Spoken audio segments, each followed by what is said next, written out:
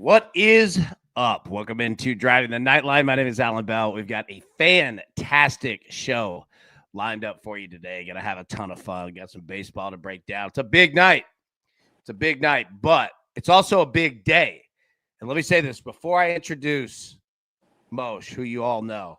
Moshe, you earned this one. Cannot play with him. Cannot win with him. Cannot coach with him. Can't do it. He wants winners, and that's what you are, my man. Everybody in the crew, a round of applause. Our man Moshe nailed his first sports radio interview as an expert today here in Nashville radio. Moshe, how does it feel, my boy? First time. Crushed it, man. It feels really good. I just hope the home run play that I gave out hits as well as we did yesterday. Well, speaking of that, buddy, I'll tell you this, man. You did great in that department, too. Let me bring this up. This is how we did yesterday. And, buddy, let me get out of your way. Me, 0 for 2. But Moshe coming through, picking us up. Blue Jays, Pirates. No run first inning. Got him. Royals, money line. Got him. Even called Big Michael Harris. Double sticks. Home run, plus 550. Well done. Dodgers tough one on that one. But Moshe, again, bro. Well freaking done. You are just blazing paths left and right. Man, I'm so proud of you, buddy. How did it feel, man? You felt did good? I mean, listen, it's the first time doing anything. There's a lot of mistakes and a lot of things to clean up, but that's what I kind of like about myself. I like being able to iterate and then being able to improve and move forward. And the more times I do it, just like here, the more comfortable I'll get doing it. And those guys are great. They're not looking to get you at all. So I had a really good time, and I really hope and look forward to being able to do it a lot more in the future. Dude, they're great dudes. Charlie, Big John Burton, man. Those are great guys. Absolute great dudes, man. And it's funny, dude, you've got the Tuesday slot.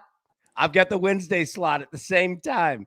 So I'm proud of you, man. Great job, Moshe, and can't wait to listen to you. And everybody in Nashville now gets to. And, dude, going to be great, man. So, Moshe, friggin' proud of you, brother. Well done. That is what it's about right there, dude. So proud of you, man.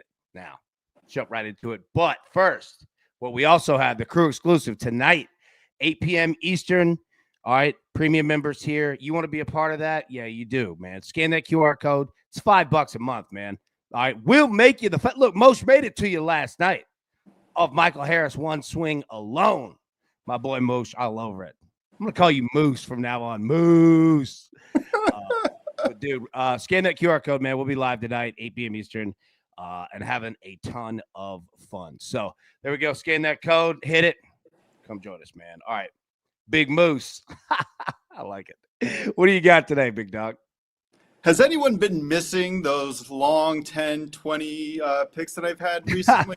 Because I got some for you today. This is just half of them. We are coming out of the gate. This might have been because I was amped up to get on the radio today, but I did my research and I like what I like. Sorry, play what you like, but this is going to be a great day. First off, we got the Astros at the Tigers. First 7 under 5.5. I got this at minus 134. Do what you can to get this juice down. But we got Hunter Brown and Tariq Skubal. Do I have to say more? Both of them have been absolutely phenomenal. Skubal has actually been the one who's been a little bit less reliable, and we know he's going to bounce back. He has a great matchup today, even if the Astros don't strike out that much. He has a 30.1% strikeout rate. And when he's not striking them out, he's getting soft contact outs. So let's go. I like the first 7 under. Oh, and by the way, if either of these pitchers gives up more than 3 runs, I would be shocked. That's kind of why I love this play. Next up, we got the Blue Jays, minus 1.5. I like them bouncing back against the Pirates with Max Scherzer on the mound. Max Scherzer has pitched a lot better. His barrel rate is a little high, but I like him as a veteran to be able to navigate through this weak Pirates lineup. And again, we talk about it all the time. Regression to the mean. Pirates are a bad team. They will regress negatively. Mitch Keller has a 7.54 ERA in the last month. Don't think that he's going to have anything that the Blue Jays won't be able to hit. Next up, we got the Mets team total over 4.5. I know this is juicy, but this is the matchup. You're facing Irving. He has a 7.88 ERA in the last month. His xFIP number is over 5. This Mets team, I'm not going to trust their bullpen, but I'm sure going to trust their offense. Give me the Mets team total over 4.5. Don't mind parlaying that with the money line if you need the juice a little bit lower.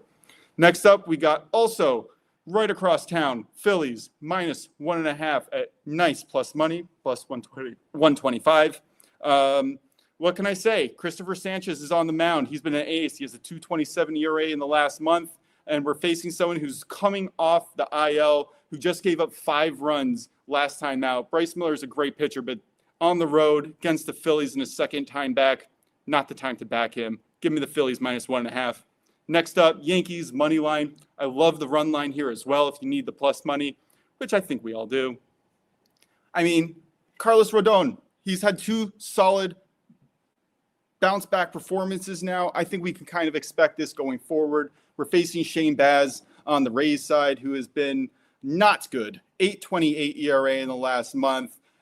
He has his main strikeout. His main strength is his strikeout rate, 28%. But the Yankees, who appear to strike out a lot, have actually been 15th best in the league in the last month. I think the Yankees get it done. I'm not going to test that lineup at all, even with their recent injuries. And last but not least, give me the Padres on the run line at plus 100. We're talking about the ultimate bounce back spot. This is it. Nick Pivetta at home, 2.41 ERA. Kai Wei Tang, we don't really know what we're going to get out of him, but he could easily give up 3 to 5 runs in the first 4 or 5 innings. So give me the Padres and let's go. Let's have a great, great day. Man, let's have a great one indeed. Now, I'll tell you this. Look, I was big on the Padres yesterday, and no, they didn't show up. Now, the Giants played a great game, and Padres made it interesting in the end. That was a brutal start. And I say that saying, hopefully tonight's the night. Like, oh yeah, the reasoning's there. Yeah, like the reasoning was there last night. Like, if you noticed, I laid off a lot yesterday. I wanted to see how these teams did, and you know what? A lot of the teams that were favored lost. Right? Blue Jays. I don't know if they were technically favored, but they were favored in my book. They lost, right? And I'm going to take those teams to bounce back in a still. The matchup and the analysis and the stats all line up for them to win again, right? Just because they didn't yesterday does not have any effect on today. In fact, it makes me like them more. That's really the logic behind that Padres ticket. Oh, and Nick Pivetta, like. Yeah, he tends to help too. Yeah, no. Like I wasn't coming at it. I was just like saying like I'm just a little amped.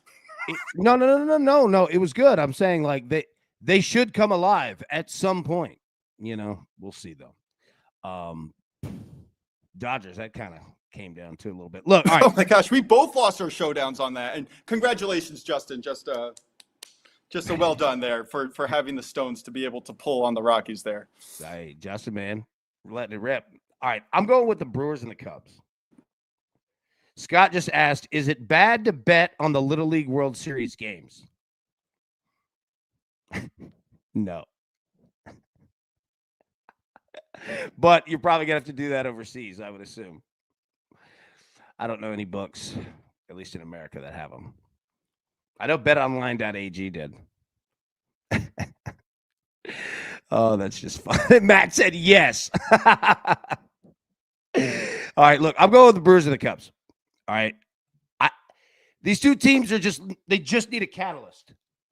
I feel runs coming at any second. The Cubs are begging for it. Like, anything. How many times can you leave runners on base? That's what I'm saying. And that's why I got to regress. Yeah. Like, look, it's a great pitching matchup, but it's always going to be a great pitching matchup. Going to have to get over it. 6.5 is a attainable number. I'm with it. Yeah. Brewers Cubs game 2 tonight over 6.5. No rain. Ain't got to worry about any of that. All in. Give me that over 6.5. All right. Home runs. Judge plus 215. Shohei Ohtani is plus 100 for a home run. Plus 100. Nick Kurtz plus 250. Pete Alonso plus 275. Cal Raleigh plus 300. Ellie De La Cruz plus 375. What do you like here? On the list, on the board, we got Nick Kurtz. I really like his situation today. That man is just an absolute beast. He's a rated A on my model. I didn't like it for some other reasons, so I went further down the board, which we'll get to in a second. But Nick Kurtz is the man on this board for me. Yep, same here. Really? Oh, yeah. I didn't get a chance because I was on the radio show to watch the morning show. But hell yeah, we're on the same page. I got to double down. Yeah. No, Nick Kurtz is in a great spot. Great spot. I mean, not that these other guys aren't, but yeah. He was very close to being my pick last night, and I just went for the better plus money as well. Yeah. Now, you know, the interesting part, you look at like Judge, Cal Raleigh. These are big numbers for them. There's a lot of times we don't even get Cal or Aaron in the twos. You know what I mean? Well, Christopher Sanchez is a tough matchup. Not saying he can't get it done. It's just it's a tough matchup for Cal Raleigh, and he's not been so hot lately in terms of power. These good pitchers. Yeah.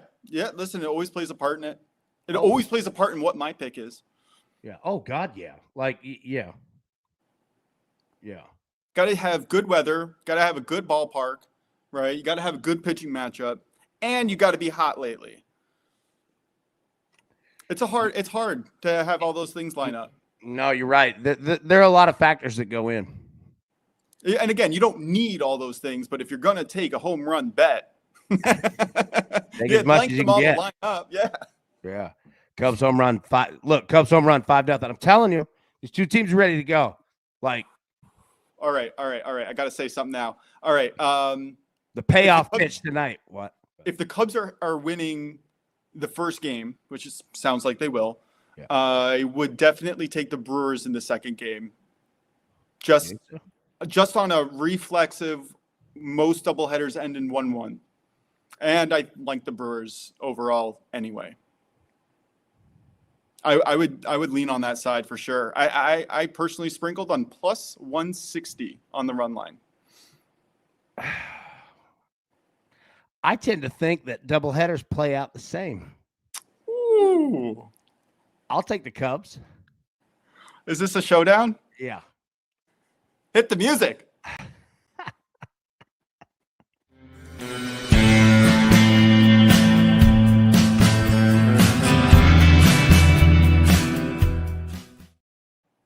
All righty. 5 memberships. I already owe 5 now.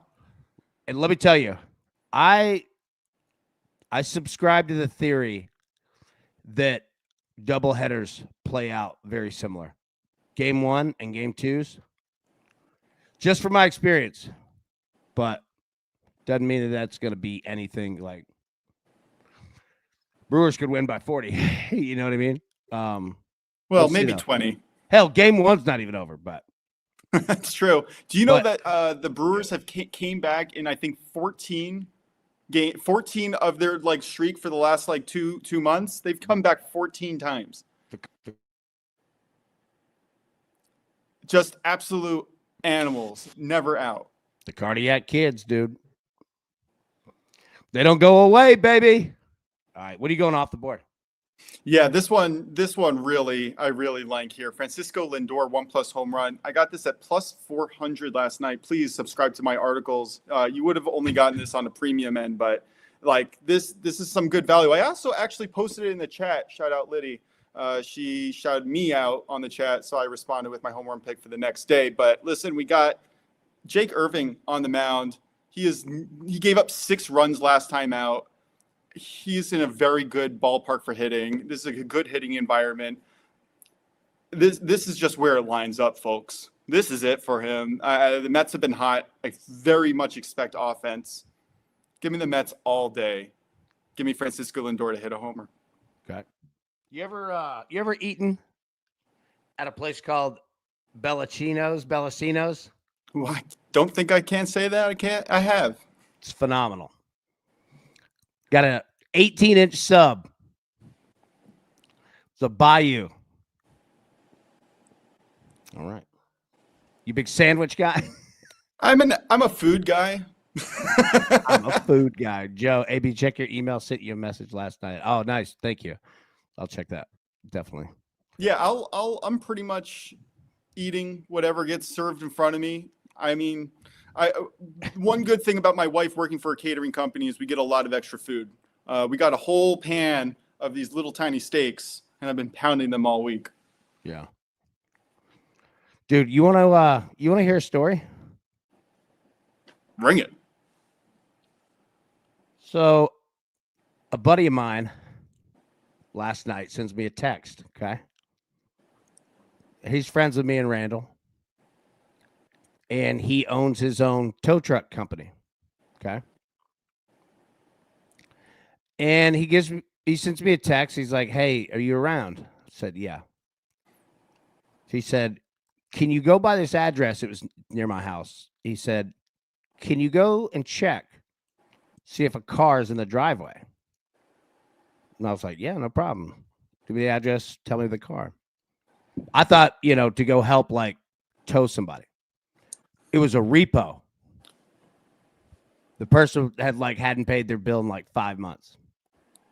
So he was like, "Do you mind doing that?" I was like, "No." He was like, "I figured you weren't." I was like, I'll report back. So anyways, long story short, what made me think of it, he just texted me. So she was hiding it in the garage. Well, I'm not going on this thing. Like, you've got to be like, certified, to do things like that. But I was like, it's not in the driveway. It's probably in the garage. Like, and you can't, he can't go in there. And Scott said the repo man in WWE, remember he would always sneak up and he had the mask. He looked like a raccoon. So anyways, he just said that he got in contact with the owner. And it actually ended up like working out well. But he was like, "Hey, great job." So Yelich home run, 5-1. Oh, hey, Brewers coming back. So anyways, yeah, that was my first job. That's fantastic. Yeah. By the way, if the Brewers win, do we change our showdown? No. No. No. So it's 5-1. What inning? Yeah, what are the odds on the Brewers here? And are we getting a run line at +4.5? I doubt it. Back in this game. If they come back in this game, the Cubs might just shut it down. So I actually like the Cubs if the Brewers win. I kind of do. It's only top 4. That's a gosh darn lot of time. Look, I'm only banking on the Cubs on a win, right? Like, that's how that's how my theory plays out. If the Brewers win, then I'm not on the Cubs anymore. We'd be rooting for each other. Yeah. Like, my bet is more on that whatever happens in game 1 tends to happen in game 2. So we might be on the same side of this. I like the offense. I will say I do have an analysis on the game. I like the Brewers. They're the hotter team. They're also, I think they have the better pitching, definitely the better bullpen right now. So there's a more holistic reason why I do like the Brewers. Besides, how many times can you watch runners being left on base left and right before you're like, "Come on, Cubs, I'll pick you up when you start hitting." And that's what I'm getting at, right? But again, I have no backing of either team. I just back the history of doubleheaders. You know what I mean? So I'm going to look into that tonight. Look into it. Oh, you know what else we looked into yesterday? I think the numbers will surprise you at what you'll find. It's very possible. My analysis on the 1+1 on there has been like a handful of games that I bet personally, and then it hasn't been stats based where I'm looking into a book and seeing what the actual numbers are. So that is a fair point. The winner of game 1 in a doubleheader, about 62% of the time, wins game 2. It's fascinating. Like, because you wouldn't think it. You would think that it would split, but it's historically they tend to play out the same. Because if hitting's contagious, man. It's a fair point. But again, though, the tough part is that the one thing that can throw those numbers off is dominant pitching. So, I mean, the Cubs could blow them out in game. I mean, and tonight, I mean, they both have studs going, right? Like, that's the difficult part is that you could have all the history in the world. Brewers lose game 1, but come out and just dominate. You know what I mean? 8 1/3. Like, I don't care about your history. Yeah, like that's the one thing that's the kryptonite. And then why that number's not higher. And you got 2 that can go. But man, I'm with you on the Cubs though. I'm with you on the Cubs. Like they're just too good. They're too good.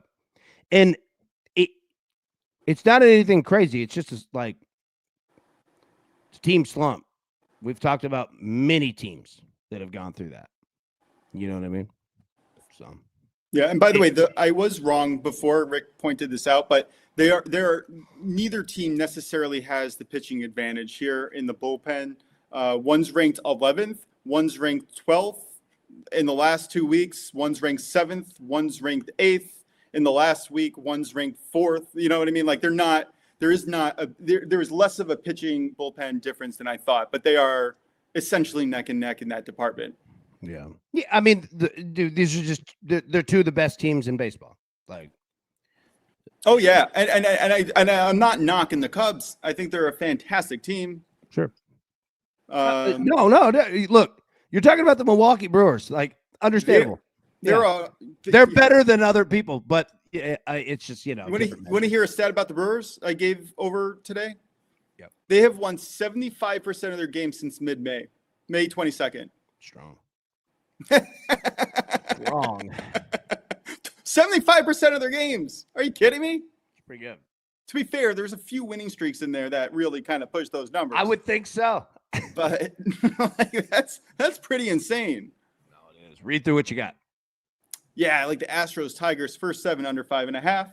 Blue Jays -1.5 plus 125. Mets team total over 4.5 -145. Phillies on the run line -1.5 at plus 125. Yankees money line at -135. I think you can actually get this at -130 or -125 now. And Padres on the run line -1.5 plus 100. Yeah.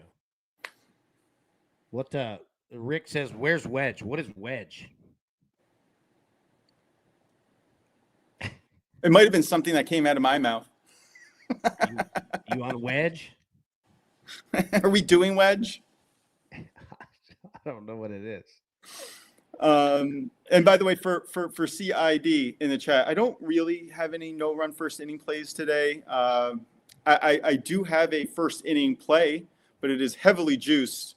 I'm taking the Mets on the first inning -160. David Peterson's on the mound. He has a sub-1 ERA. And again, I'm all about fading the Nats with Jake Irving on the mound. I don't think he's going to have a good day. Honestly, I'm kind of hoping someone pulls me in a showdown. I'm going to double down on it. Let's go. Yeah. That's the only first inning play I have today. I do have some leans, but that's really it. All right. Say it again. Mets first inning money line -160. All right. That's I've been playing these first inning money lines. I had the Royals yesterday. I didn't put it out as a play, but I did cash it. And just they're cashing. They're doing quite well. Are they? Yeah. Yeah. I mean, like the problem is that they don't hit more than 50% of the time, but you're voided. But the ones versus your losses is like a hitting at an 80% clip. Just most of the bets go to void, which is kind of annoying, but they go to void. Meet the Mets, Joe. Look, I'm rolling Brewers Cubs over 6.5. Yeah. The pitching matchup is World Series caliber, but I think both teams are ready to. I think they're ready to mash. And it don't take much to get started out of there. Not from these two. Even though both these teams are like, look, we're also going to get used to saying that, hey, both these teams are good. Like, you know what I mean? Like, it's just going to be the standard. and they'll figure it out. We've seen runs scored with aces before. What else you got? You got any other exciting plays? Yeah, I have two pitchers that I would like to fade. I'm really surprised you're not on it. I did check the beginning of the show. I've just had back-to-back meetings, so I didn't get to listen to the whole podcast this morning. But give me the Orioles Red Sox first 5 over 5. Got this at minus 125. We got Tomoyuki Sugano on the mound, rough. Walker Buehler on the mound, rough. Got the Orioles offense, the Red Sox offense, both mashing lately. I don't see a world where they don't let up at least 2 or 3 runs, and I would say each. I like it. First 5. First 5. Can't really trust either bullpen right now. I would rather just keep it in the first 5. Red Sox, again, these are division rivals fighting, right? It doesn't really matter what the playoff race is, even though the Red Sox are really scratchy and clawing right now. Just give me the first 5. Let me handle just the starting pitchers. I would have rather taken a first 6 if I could. The first 7 line was over like 6.5 or 7.5. It was just too much. I think the first 5 over 5 is a pretty good number. And if you're looking at the over, I think it was 9.5. You kind of need that first 5 to come in over than under. Yeah, I agree. Joe says, what do you guys think of this? I believe Rangers Diamondbacks matchup from 2 years ago featured 2 of the worst teams to ever play in the World Series by record, especially, and both teams have proven it ever since. Yeah, that's wild. And especially in Major League Baseball, to where Major League Baseball, very similar to college baseball, that it's so hard to get through, like each series, that it usually weeds those out. You know what I mean? Like, it's one thing. The NFL is one thing when it's one game, 60 minutes. Crazy things can happen, right? But a 7-game series, it tends to weed out the random circumstantial chances. You know what I mean? Like, the better team tends to win. But you're right. It record-wise, yeah. I mean, you're probably right. Man, sorry. No, go ahead. I got a fun Diamondbacks play on the over as well tonight. All right. I like the Guardians, Diamondbacks both to hit. Like, these are great offensive units, and both of them have struggled recently in the bullpen area. Neither pitcher really excites me, right? You got Eduardo Rodriguez. He's a 5.73 ERA at home. That's not exciting. His xFIP number in the last month is 5.31, which shows that he is pitching a lot better than expected. And on the other side, you got Tanner Beebe, right? Like, he has a 5.53 in the last month ERA. This is not good. This is not good for either team. I think we see at least 9 runs. Have you seen the stuff going on with Ketel Marte and his absences? I read something about it. I didn't get a full chance to dive into it. What's going on? So the rumblings are that there are some teammates a little upset with how much time he's taken off this year. Now, part of that has been injury-wise, and the team, setting a plan of let's not wear this guy out, right? Like, we're gonna have to take games off, to rehab, right? But other part of it has been some things like that happened in his personal life, right? Like, his house got broken into, right? Like, not that he's just like, screw it, I don't want to be here. He's had things going on, but it was enough to where the manager had to address it and addressed it perfectly and said, look, this guy, when he's here, all I know is that he plays his ass off and he wants to win baseball games. Like, I love him. We love, you know what I mean? Like, he's one of the premier hitters in the league. Absolutely. Like, when he's there, he clearly shows up. Oh, yeah. Like that. Look, one thing I've learned in my life is that production matters. I've seen some people that are assholes. You go straight to the top. You know what I mean? Like, I mean, you can putting produce. this You out can there, produce. but Look, yeah. you can put asses in seats, buddy. You can't teach that. You know what I mean? And he could do that. I mean, that's the whole reason why I think Ohtani got off the hook. The ultimate reason. Yeah. Oh God. Yeah. But so keep an eye on it, right? Like again, it's one of those. There are rumblings. Who knows where the truth is in that? But it does show discontent in the locker room, and that might not be good for her. If anything, it does show that he's missed some games, Right? And he didn't shy away from it either, and said, "Look, I have, like, So, anyways, like it's nothing but keep an eye on it. Conjecture at this point, Your Honor. But here's the other thing too. He might come out tonight and mash. Might be a little pissed off hearing that, saying, okay, all right, here's 2 home runs. What do you think about that?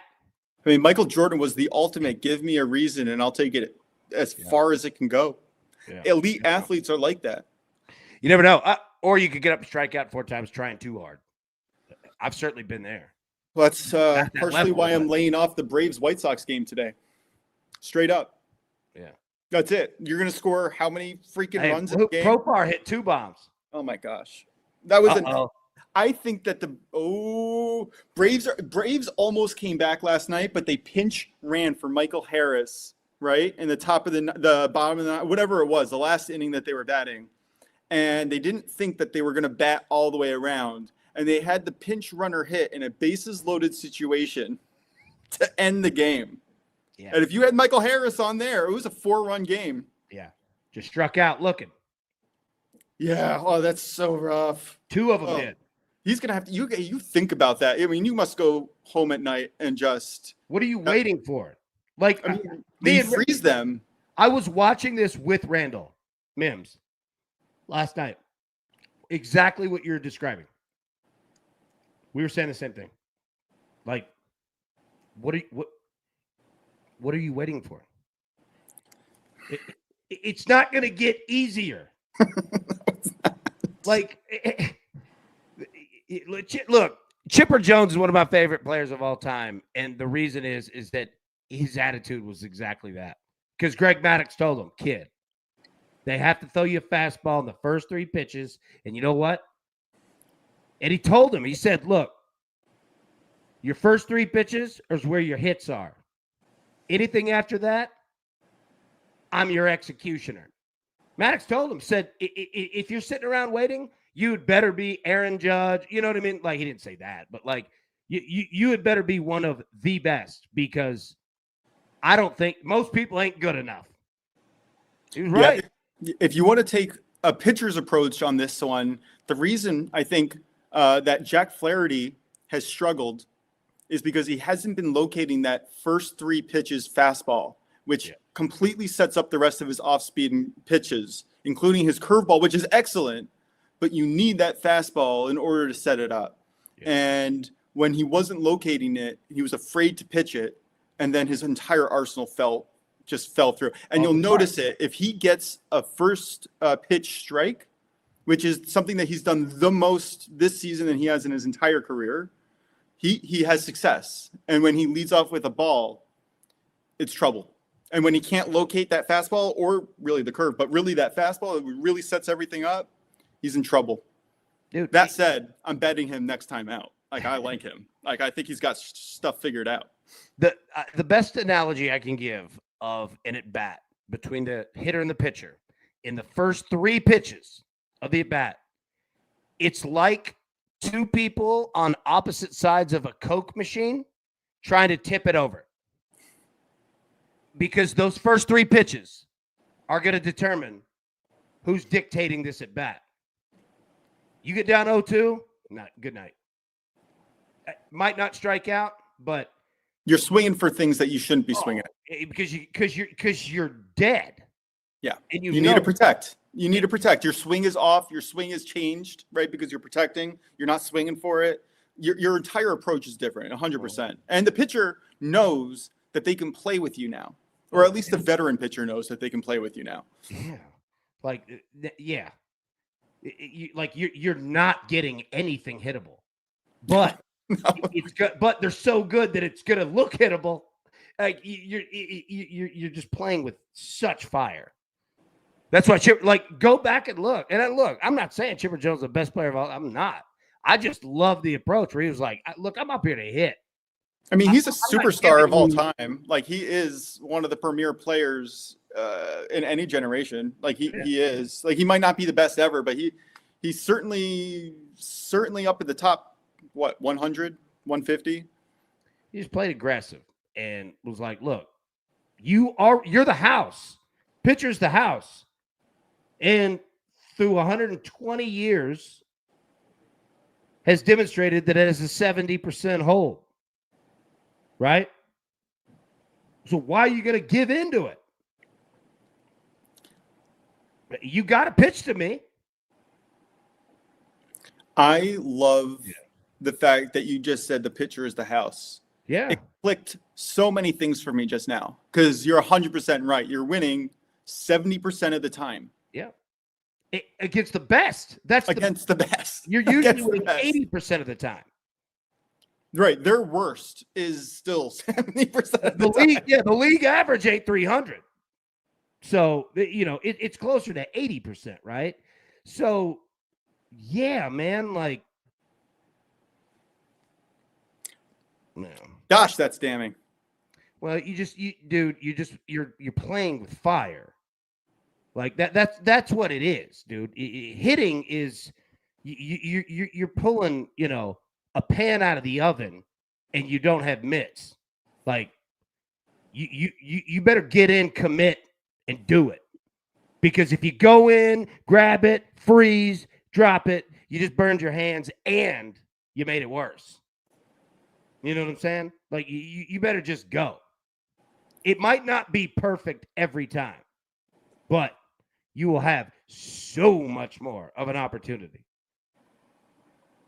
You know what I'm saying? So, and look, I'm not saying I'm always right, but I mean, just the numbers.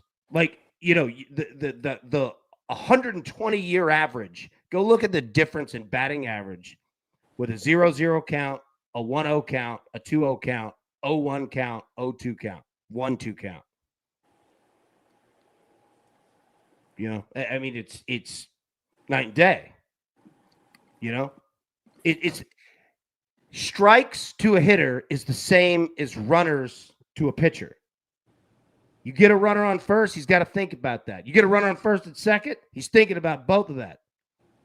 You know what I mean? Like, that. It's leverage, man, of just weighing on somebody, and just putting them in positions that historically has hurt them. I will say that's one thing that the Yankees have been doing recently that I appreciate. Putting pressure on the runners, which is something, or putting pressure on the pitcher, which is something that historically they don't do well. Yeah. They did when I was growing up. The Yankees were famous at making a pitcher work for it, and then getting on base, and then stealing, or at least just making the pitcher think about it. And then the last few years, I mean, at least the beginning of this year, none of it, right? Home run or bust. Either the whole team's hitting crazy or we got nothing. And you know what? I'll tell you this. You know why the Yankees in the 90s were so dangerous? I mean, among so many things, right? But that's what Derek Jeter, that's why he became Derek Jeter, because guys were on base, right? He's putting pressure on the pitcher. And then on top of it, say what you will, he's one of the best contact hitters we've ever seen. And the guy didn't give a damn about hitting with 2 strikes, which is unbelievably difficult to do. I think that, and then once somebody has that, there's nothing you can do. Yeah. Tony Gwynn was the same way. Good luck. Like, those guys turned the pressure back on the pitcher. That's how good that they were. Right? And notice it was all about balance. With both of the players that you just mentioned, it was all about balance. It wasn't about power. It wasn't. Let me tell you this. People got onto Derek Jeter saying, that classic loop hit he had. They're like, well, did it for power. Hoss, go look at it. He wasn't trying to. He's doing his job. There's a lot of times he didn't even take a full cut. But what was he doing? He was shortening the swing to make sure that he made contact because that's what he knew he had to do. That's why people will spout out stats or whatever. Go ask anybody he played against. They didn't like when his ass got up when it was important because they knew this guy knows what he's doing. He's Ernie Els. You know what I mean? Like, he makes it look easy. It ain't easy what he's doing. Like, this dude's sawing off any pitcher anywhere with 2 strikes, and he got those 2 strikes just to put pressure back on you. Like, dude. You know who? That's why. Yeah. You know who the best that I saw, to be fair, I didn't see Tony Gwynn. I'm too young. The best player who I ever saw that epitomized what we're talking about right now is Ichiro Suzuki. Yeah. The best. I mean, I might be wrong or off base, but I can't remember a better contact hitter who was definitely not hitting for power. He could hit for power. Yeah. But he chose not to. Yeah. He didn't have to. His job wasn't to do that. His job was to make sure that he got hits. And look how many times he got hits in the first 2. Same thing with Tony Gwynn. They didn't waste any time. You're going to throw me a strike because you have to. Johnny Bench, absolutely. Absolutely. Those 70s Reds, oh, hell yeah. Dude, I mean, go up and down. But, I mean, that's the thing, man. And look, I'm not saying that it's best for every player. Aaron Judge, no. You make the pitcher come to you. You're that good, right? You can hit with 2 strikes. If you could do it, absolutely. I'm just saying that most people can't. So they think that they can. They think they're doing a good job, dude. It's like you know what? Hitting with 2 strikes, like you get a hitter that comes up, okay, and he's gonna watch a pitch. You think, hey, I'm just getting ready. Let me see a pitch. Okay, fine. 0-1, 0-2. Surprise you a little bit. Look, might be a ball strike. Okay, you think, okay, now I'm set. Now I'm ready, dude. That thought process is like taking your clothes off when you get hypothermia. Your brain's playing tricks on you. No. 0-2, I think the average in 120 years of Major League Baseball, you go from like an average of like 212 to 118. Wow. It's horrible. Like it's horrible because these guys are so good. Like pitchers have so much of an advantage. Like in terms of like the talent that like hitters are catching up, but go look at the All-Star game. That's your answer. How dominant pitching is. There's a reason why over-unders are 6.5, right? Like these dudes are unbelievable, man. Everybody throws 100. It's insane, So it's already hard enough. That's my point is like somebody like Jeter or somebody like Tony Gwynn don't give a damn about hit for power. Get on base. Well, when you're hitting, the singles turn into doubles. You escalate up. You don't try to hit a home run. You just try to hit the damn ball on the screws, and you hit it hard, right? Follow through with it. Go. Whatever you got to do. But not everybody can be Tony Gwynn. That guy was pretty good. He was unbelievable. I know you said that you were too young, and I kind of was too, but I caught the Taylor end of it. And I mean, the guy is a legend for a reason. Like he hit professionally. You know what I mean? Like that guy, it was an art form, man. That dude was beautiful with it. He had that classic old school swing too. Like, those, like you see those guys like Stan Musial, like that had the corkscrew. Ted Williams, Yastrzemski. The easy over. Just the They had that. Yeah, it was like almost like a corkscrew, right? Like he kind of had a little bit of. He didn't have the big full corkscrew, it wasn't like a discus punch, right? But right, it wasn't the full swing it over. No, but it was smart because it works because you could get the bat around, right? And you can cover a lot of the plate, and you can use your body weight, right? If you can get it down, and your hand-eye coordination is money, like Tony, like Gwynn's was. Oh man, it's tough to get anything by you, and just getting the ball in play. You never know, man. That's it. That's it. That's the game plan, and that's why Milwaukee is so successful. Yeah, and that's the big thing is they were like Maddox. Like Tony Gwynn was like the hitter version of Maddox. Like I'll tell you this: I heard Bill Belichick say this. Somebody asked him one year, about the Patriots offense as a whole, and they were performing really well, and especially at converting first downs, right? Like it was just a super high percentage comparative to the rest of the league. And a reporter at a scrum, had like yelled out, like, hey, how come you're so good at, converting first downs? And he said, well, tell you what, like, you can't stop us on third down if I don't ever get to third down. You know what I mean? He was like, I'll go ahead and take care of it by second. He was like, we don't get to third down. Like, we don't chance it. You gotta be pretty good to do that. But yeah, like I heard that and I was like, I like that mindset. You know what I mean? Like, I like the thought of that. Like, you can't strike me out if I don't ever have 2 strikes. Yeah. I'm not saying I get a hit every time, but your ass I'm not striking out. I'm moving a runner or something. Like, I'm going to put it in play and try. You know what I mean? So that, like, I loved that mindset. And that was really what Chipper's was basically what Maddox had told him and said, kid, you can't strike out if you don't ever have 2 strikes. Get up there with a job to do and get it done. Like, you are playing with fire that will dominate you. You know what I mean? He got it. He had all the talent in the world, but yeah. If you start every football down with 2 runs and a pass, you're not going to cut it. That's not how you get it done. That first down's big, and that's why I always love run or pass. 1st and 10. Run or pass. What are you doing? My favorite to watch is I really like Sean McVay as a head coach, as basically a management guy. I'm a big Sean McVay.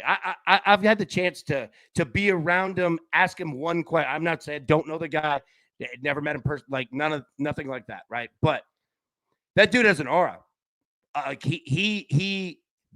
Everybody in that organization knows who the hell is in charge. Now, he defers to people.